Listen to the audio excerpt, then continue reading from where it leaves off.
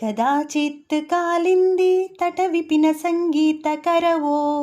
मुदाभीरी नारीवदन कमलास्वादमधुपः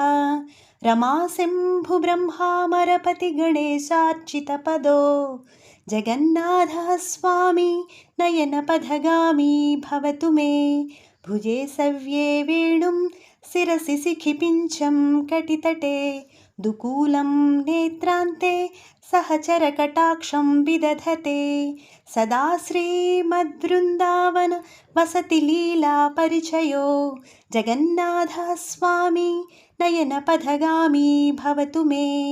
महाम्भोधे स्थिरे कनकरुचिरे नीलशिखरे वसन् प्रासादान्तः सहज बलभद्रेण बलिना सुभद्रा मध्यस्थ सकलसुरसेवा वसरदो जगन्नाथः स्वामी नयनपथगामी भवतु मे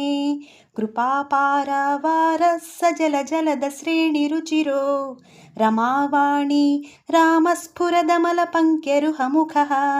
सुरेन्द्रैराराध्यः श्रुतिगणशिखा गीतचरितो जगन्नाथः स्वामी नयनपथगामी भवतु मे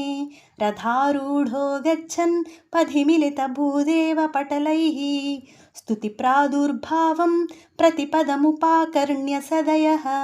दयासिन्धुर्बन्धु सकलजगता सिन्धुसुतया जगन्नाथः स्वामी नयनपथगामी भवतु मे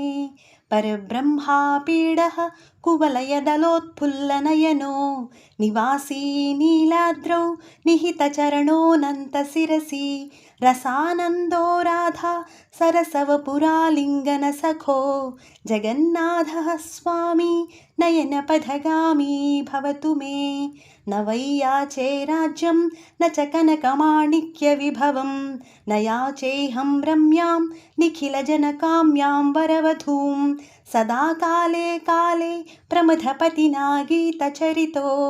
जगन्नाथः स्वामी नयनपथगामी भवतु मे हरत्वं संसारं द्रुततरमसारं सुरपते हरत्वं पापानां विततिमपरां यादवपते अहो दीनो नाथे निहितचरणो निश्चितमिदं जगन्नाथः स्वामी नयनपथगामी भवतु मे जगन्नाथाष्टकं पुण्यं यः पठेत् प्रयतः शुचिः सर्वपापविशुद्धात्मा विष्णुलोकं स गच्छति इति श्रीमत्शङ्कराचार्यविरचितं जगन्नाथाष्टकं सम्पूर्णम्।